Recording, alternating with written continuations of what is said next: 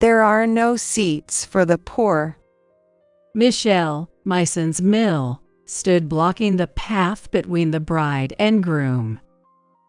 The bride, Emily, seemed utterly perplexed by her mother's actions. So were we. I exchanged looks with my son, Alex.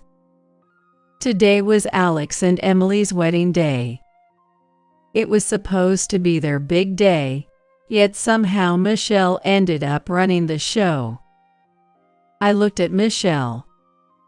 She looked down on me and Alex. Well, if that's how it is, there's nothing we can do. Shall we head out? Yay.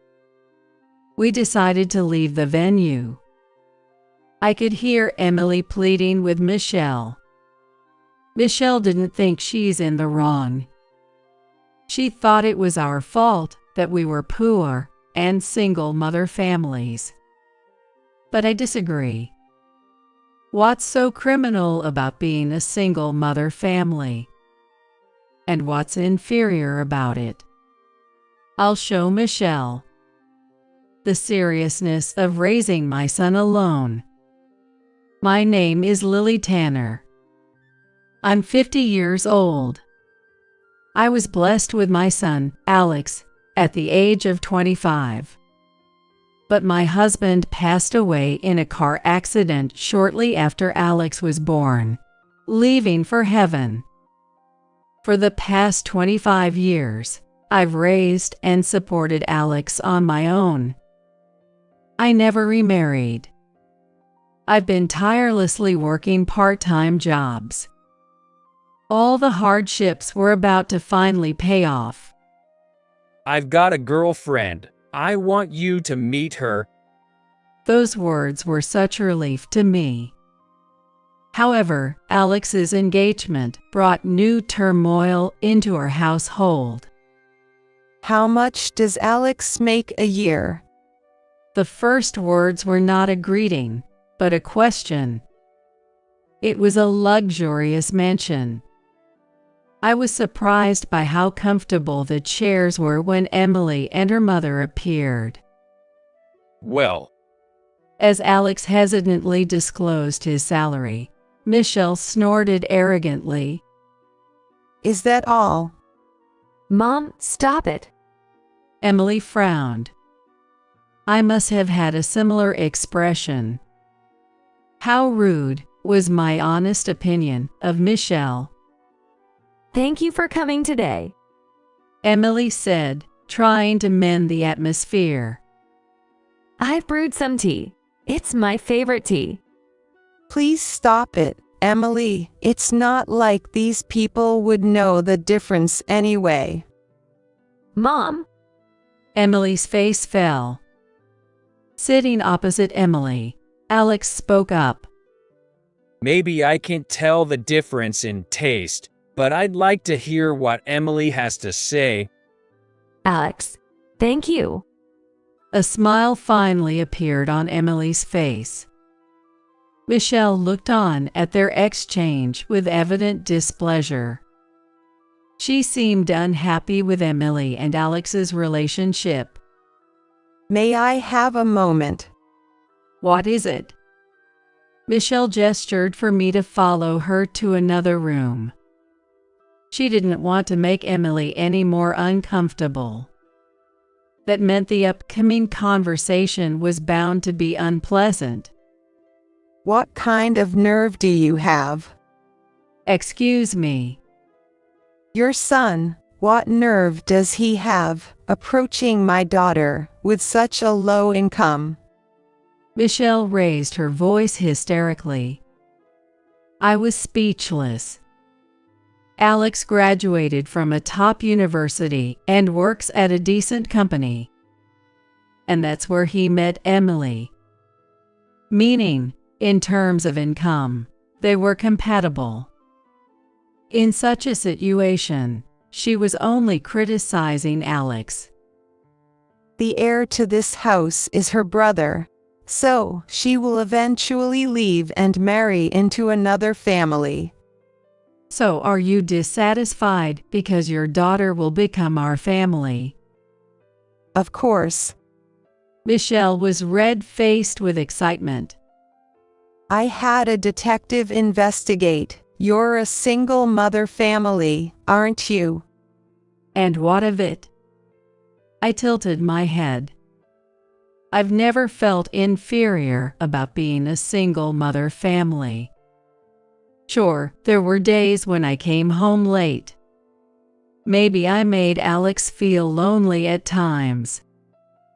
But as a result, Alex grew up to be a good person. I'll protect you for all the hardships we've faced. I'll never forget him saying that to me at the high school graduation ceremony. True to his word, Alex worked hard. He went to university on scholarships, always kept his grades at the top. After he graduated, he got a job at his current company and repaid his student loans on his own. I'm proud of my son. Being insulted like this, I couldn't stay silent.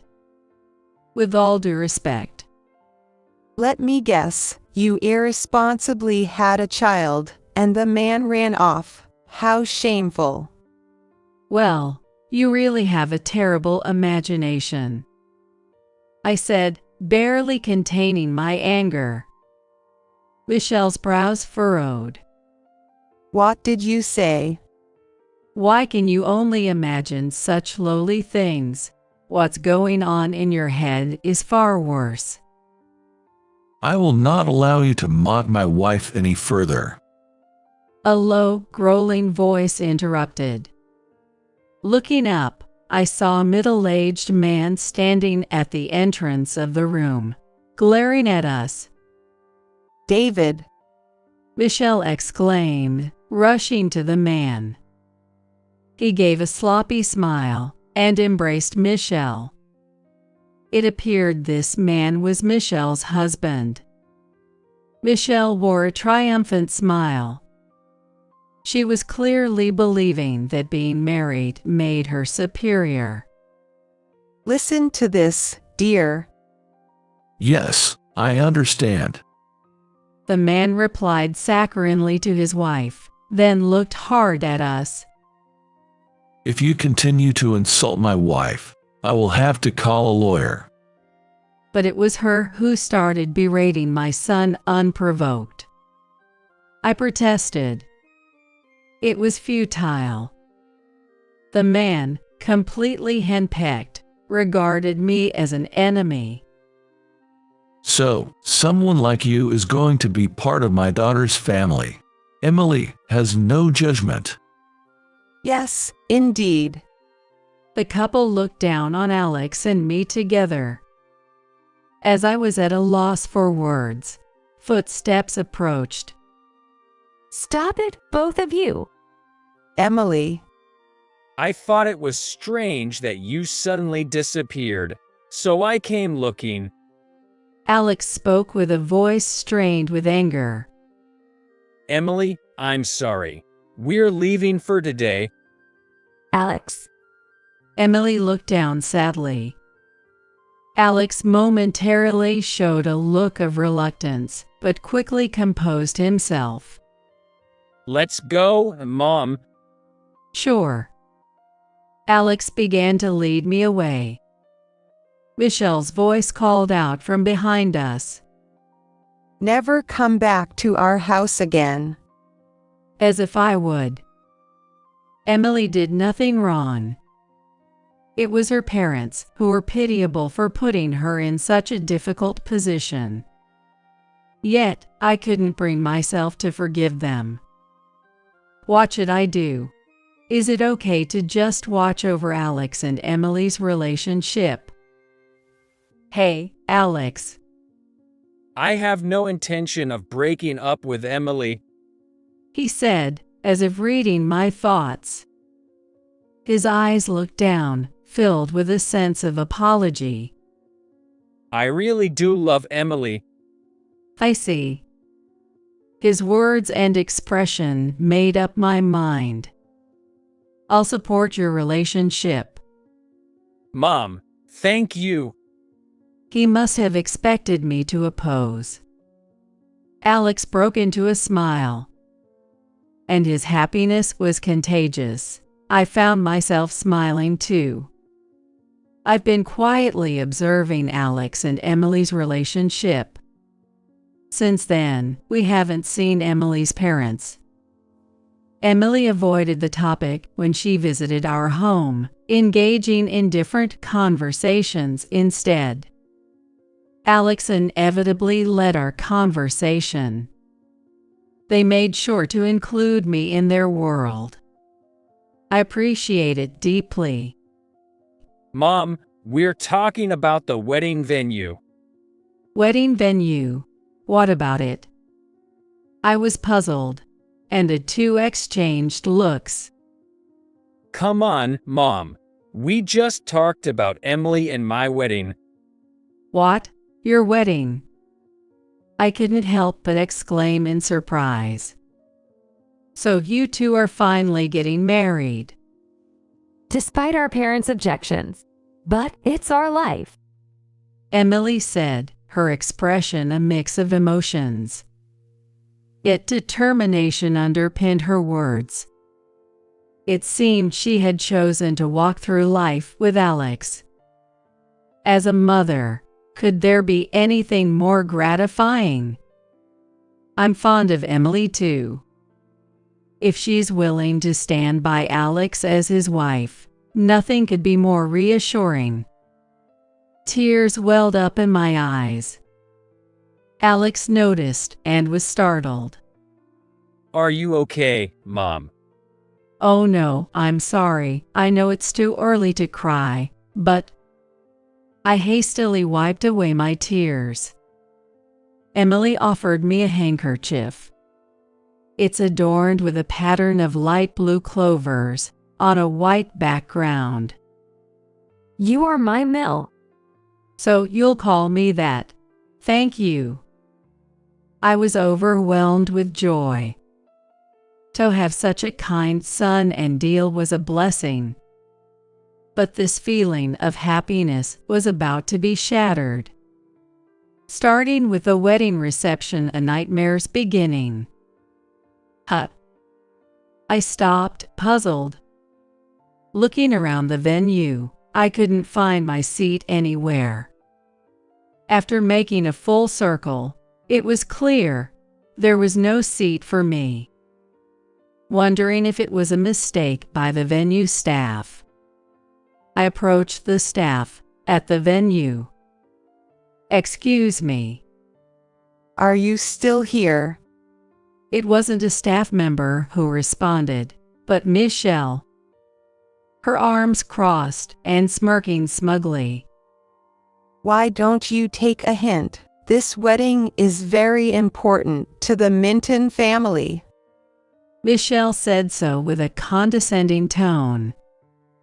Indeed, she had taken over arranging the entire ceremony. All the plans Emily had made were dismissed, and Alex's opinions were ignored. Mom, hold on, wait. Emily and Alex, unable to stand by any longer, came over. Michelle inserted herself between them, standing protectively like a mother shielding her child, right between the bride and groom. Then she said those words. There are no seats for the poor. I see. That's the reason. So, Michelle never intended to provide a seat for me from the start. Realization dawned on me, accompanied by a sense of emptiness. Shall we go? Yay. Alex took my hand, and we began to walk away unsteadily. Emily seemed to be pleading with her mother, but Michelle remained indifferent. And so, the nightmare of a wedding came to an end. As we got into the car, Alex's smartphone rang. It was Emily. Are you both okay? Yay, Sorry for leaving you alone there. It's not your fault. It's my parents to blame. Emily's voice was clearly downcast. Alex must have wanted to stay by her side. I looked up and said, "You should stay with Emily. But what about you, Mom? I can make it home on my own." I tried to remember how to smile, but my expression remained strained. I am sorry, Mom. After hesitating, Alex decided to return to the venue. Driving home, I pondered, what's so wrong with being a single mother family? Michelle had mentioned using a detective. Then, she must have investigated Alex as well. She doesn't understand a thing about my son. But maybe that's for the best. With that thought, I caught myself. What was I planning to do? It's obvious, isn't it? To retaliate against that hateful woman. I had all the cards I needed. Michelle had only paid attention to what suited her, oblivious to the rest. That's why she is unaware. Waiting at home for Alex to return. He came back with Emily. I'm sorry about my parents. It's all right. I had regained my composure. Seeing my calm demeanor, they both seemed relieved. Exchanging relieved glances, I told them, "Alex, I'll contact Grandpa." What? Are you calling my grandpa? Alex's smile vanished, and Emily tilted her head in confusion. What's wrong? My grandfather is the president of Dale Corporation. Oh, really? Emily seemed to grasp the situation. She said with her expression one of alarm, Is there no other way? "We've reached our limit," I said, almost moaning. My Phil, John, promised me, after my husband passed away, that he would solve any problem if we ever faced one. That's right. On the day my husband never returned from an accident. Shall we take Alex in? It must be hard with just a woman's hand. John had offered, but I shook my head. I will raise Alex on my own. Okay, I got it. In that case, John made a promise to me. And now the moment to fulfill that promise had arrived. My father was meant to inherit Dale Corporation. Alex said, looking down. I had no idea you came from such a distinguished lineage. I'm sorry for keeping it a secret, but I hated the idea of being evaluated because of my family's background. I understand that, but I wish you had told me. Emily's voice was filled with sadness. It was understandable.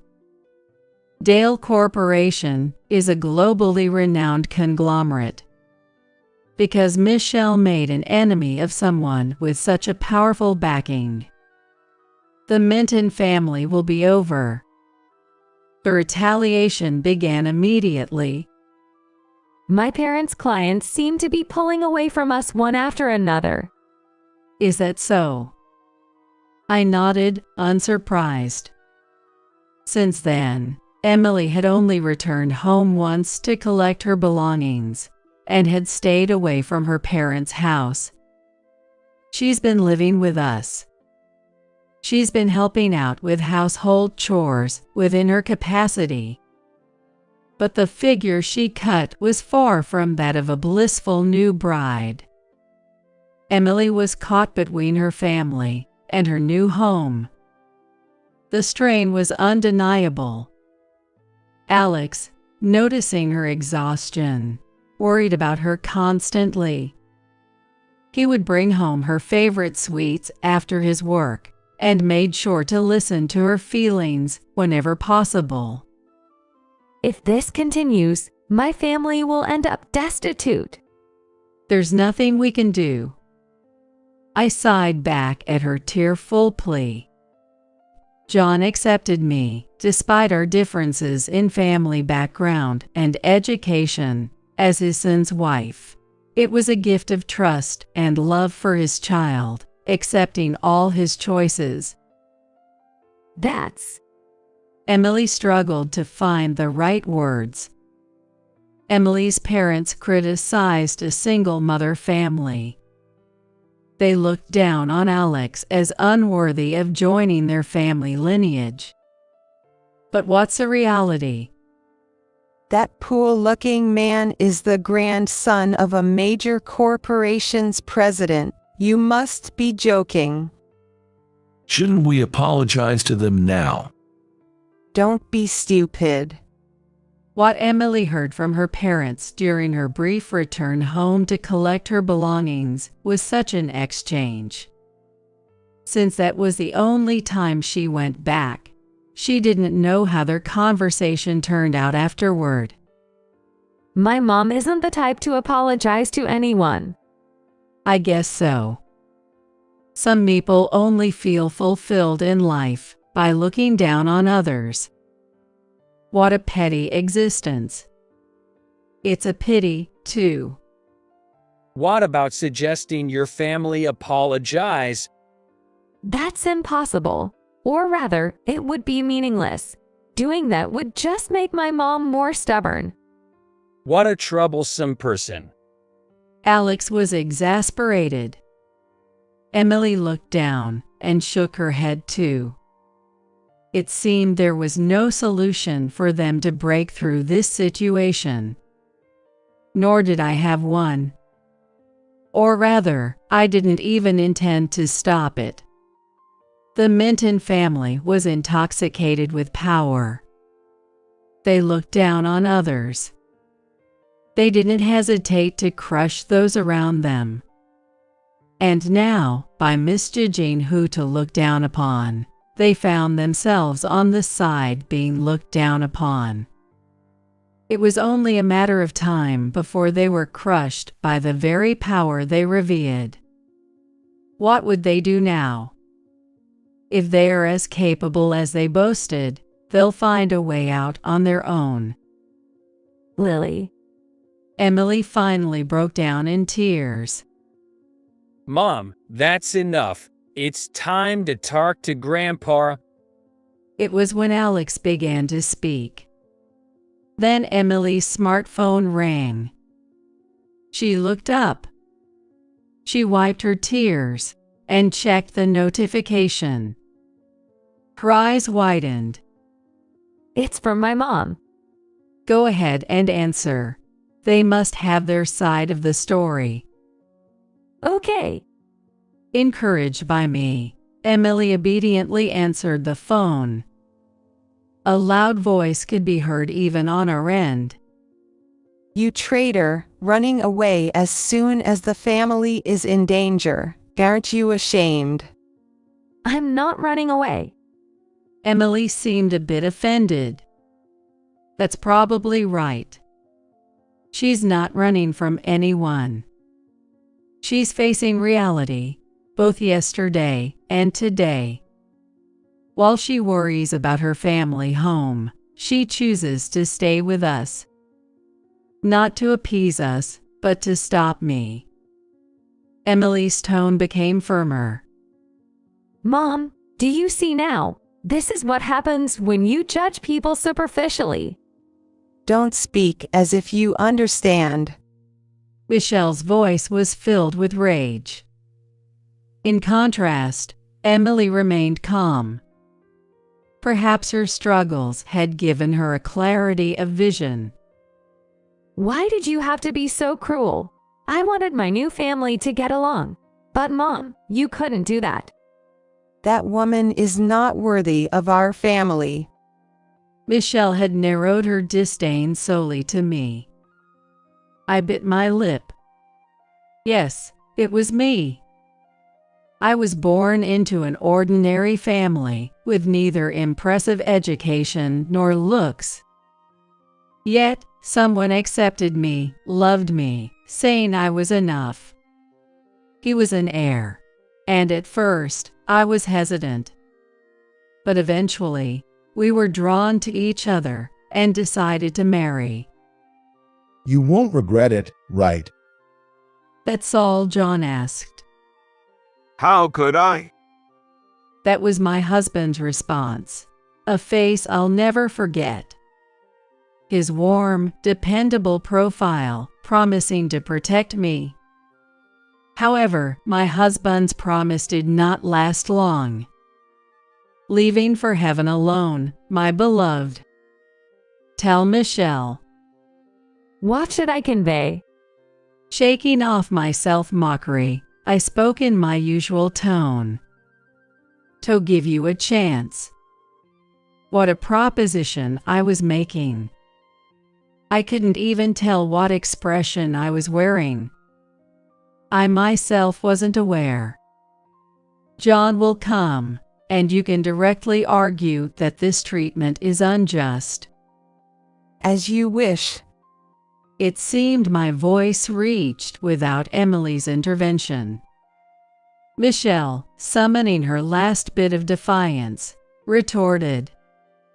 To get upset over such trivial matters and oppose us. It may be trivial. I pondered. It didn't bother me to be the focus of attacks and insults. But what about Alex, with such a character for his mill? When would he start receiving poor treatment as well? This wasn't about pride. This was a mother's battle to worry for and protect my child. Michelle didn't seem to understand that. What began as a direct confrontation turned out quite pitiful. I'm sorry. For what exactly are you apologizing? Upon entering, Michelle's husband immediately apologized. John, seated comfortably on the sofa, observed the couple. Michelle looked down on her husband with disdain. You. Boy, you should apologize, too. This is entirely our fault. Michelle's husband began to sob. I stood beside John. Alex and Emily were not allowed to be present. John deemed it too harsh a scene for them to witness. Entirely. My father-in-law's eyebrows twitched. Explain specifically. What did you do, and what was wrong with it? Well, Michelle's husband fell silent, seemingly unable to answer the question. Not surprising. They didn't truly believe they were in the wrong. They were just apologizing to appease John, waiting for the storm to pass. Like children scolded by a teacher. So you apologized to us without knowing what you did wrong? that is, well. Michelle's husband looked troubled, turning to his wife. Michelle managed a strained smile. The misunderstanding about not preparing a seat for Miss Tanner, right? We are truly sorry. A misunderstanding. I raised my voice. I remember clearly. You told me there are no seats for the poor. What are you talking about? Michelle feigned ignorance, her face a picture of confusion. I was dumbfounded. With John present, Michelle tried to pretend as if the inconvenient truth had never happened. How dreadful you are. You're the one with a persecution complex. Stop slandering us. That's enough. John said, clearly fed up. So you claim it was all a misunderstanding? Of course. Michelle answered immediately, There was hope in those eyes. If she could convince John, they would win.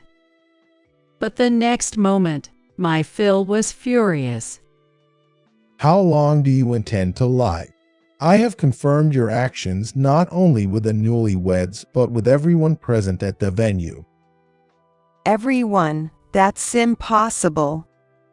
The light faded from Michelle's eyes, and she collapsed on the spot. Please, do something. She clung to her husband, but he was only crying. Facing the pathetic couple, John said, If you had sincerely apologized for your rudeness, I could have forgiven you. But what did you do? Nothing but lies for self-preservation. I'm speechless with disgust. Your son picked such a boring woman, right? Michelle yelled in defiance. Weren't you frustrated that such a woman became your son's wife? Do you hate Lily that much? John's expression turned to one of pity. Michelle exclaimed loudly, Yes, I couldn't stand her. That's why I was mean to her. For just that, why must I face such consequences? Because your way of thinking is incompatible with mine. John's voice was advisory, seeking to impart wisdom. I wanted to understand who Lily was. He said, looking at me. I was straightening up. John had an aura of an enlightened sage. My son wouldn't choose a strange woman. So, I thought, this woman must have her charms. I wanted to discover those charms by talking to her.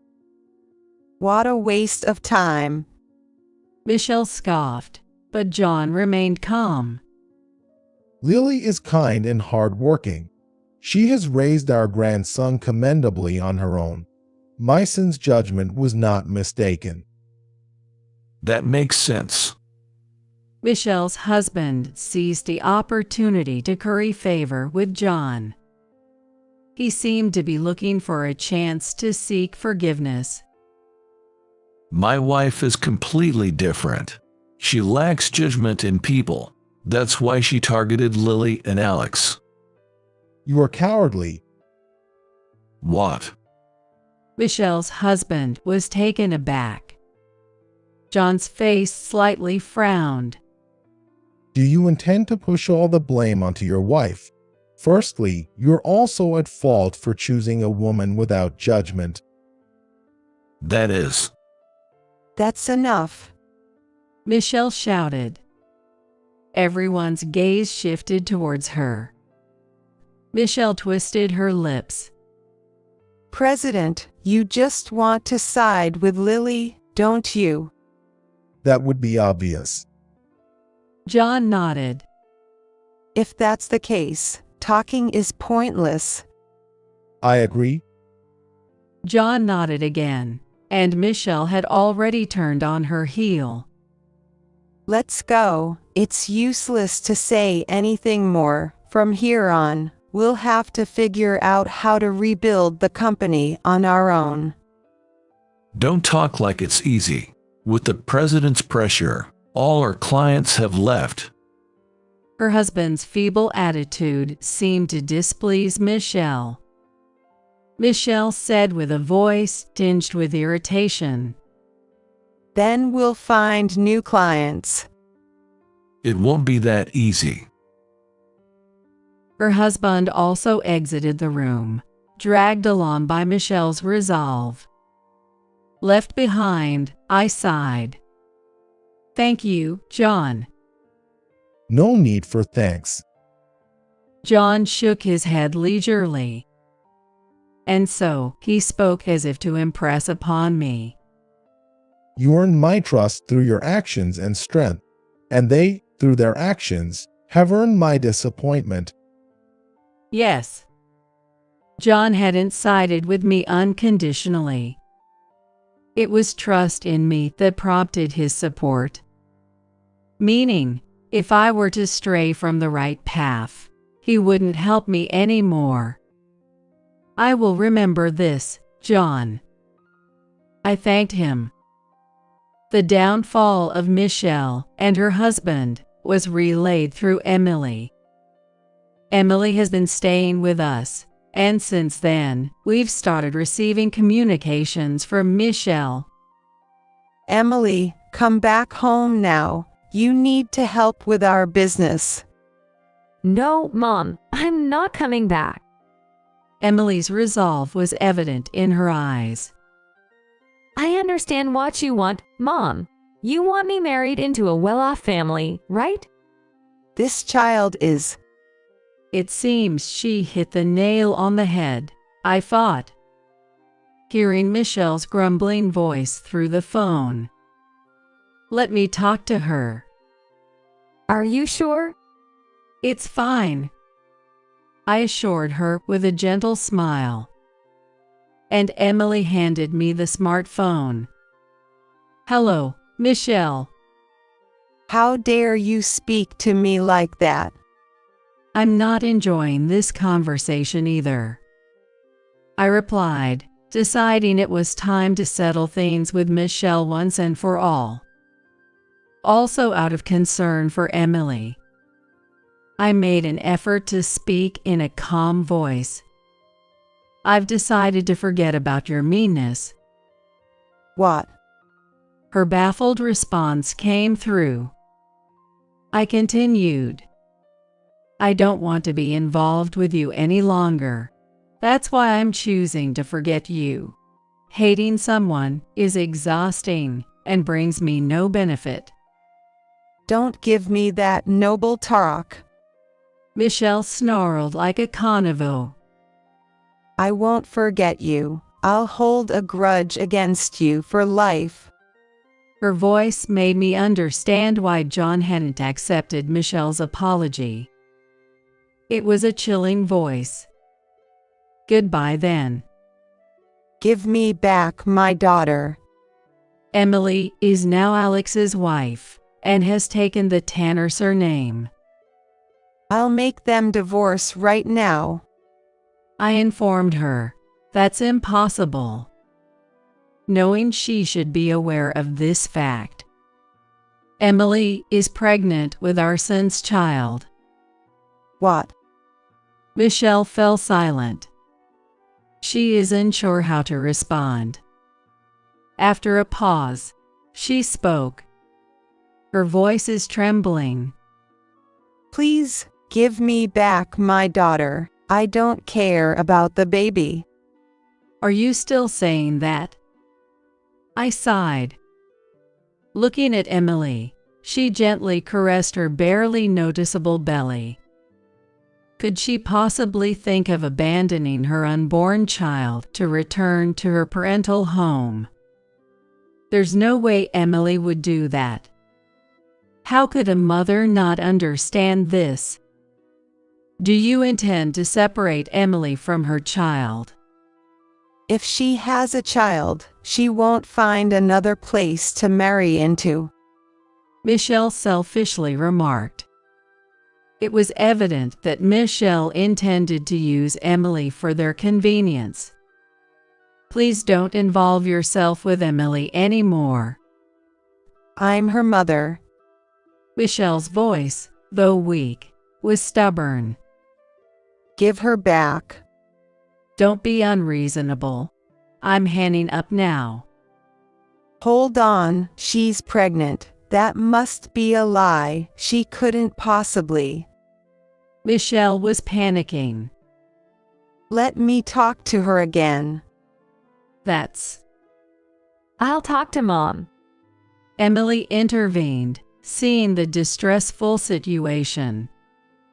Despite being a delicate time for her, she was determined to speak to her mother. Reluctantly, I handed over the smartphone. Hi, Mom. Emily, it's a lie, right? That woman is lying, isn't she? Mom, it's all true. Emily's voice was calm yet firm. I'm going to be a mother here, so I can't meet your expectations. And please don't call anymore. Her voice carried a certain force. Michelle groaned, troubled. And soon her voice became muffled. She seemed crying. Emily, please, we have no other way. Our home will be ruined. Then Dad and I will have nowhere to go. We've been abandoned by relatives. What should we do? Thinking of a solution is what adults do. Handing back the phone, I added, "You brought this upon yourself."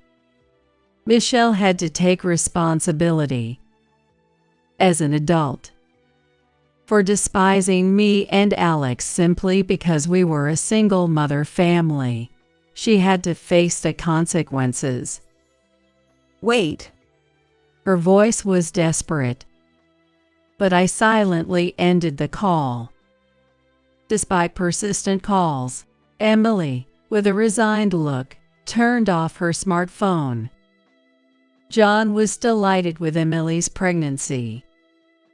I want to be part of that child's family this time. Please, feel free to visit our home. Alex proudly responded. Due to the growing family, we decided to move to a new home next spring. Although it's a bit far from the station and inconvenient, it has a spacious garden. We're excited about starting a vegetable garden and growing flowers through the seasons. Since then, Michelle has become significantly quieter. Occasionally, Emily's father contacts her, but it seems his messages are mostly cries about the failing company and grievances against Michelle. My dad always blames others. I wish he would be more responsible. Yay, he's going to be this child's grandfather after all. Alex said with a laugh. Emily also smiled. Watching their affectionate interaction filled me with contentment. Life in the new home has been smooth. I've quit my job to focus on household duties. Emily continued to work until her pregnancy was well advanced, but now she's on maternity leave, staying at home. The baby born was a girl. Mary, it's such nice weather today, isn't it? The flowers are beautiful too. Emily cooed, and the baby in her arms smiled back. The girl named Mary looks like her father. Which do you like more, Mary, the flowers, or Mom? She smiles at both. Well, she's happy because her mom is beautiful. Alex joked, making Emily laugh. Let me hold her too. Here you go. I took my granddaughter Mary into my arms. She was newly born, a tiny life. Yet, I could feel her substantial weight in my arms. You're such a good girl. Yes, thanks to you. Emily's smile had evolved from its once carefree nature to one endowed with the intelligence of a mother. John is coming over for the winter break. Oh, then we need to start preparing. I handed Mary back to Emily and stood up. I'll help too. Thank you. Let's see, until the break we have. I glanced at the calendar. It was filled with various entries. Plans for the family, notes related to work. It felt like a testament to the passage of time that had flowed by.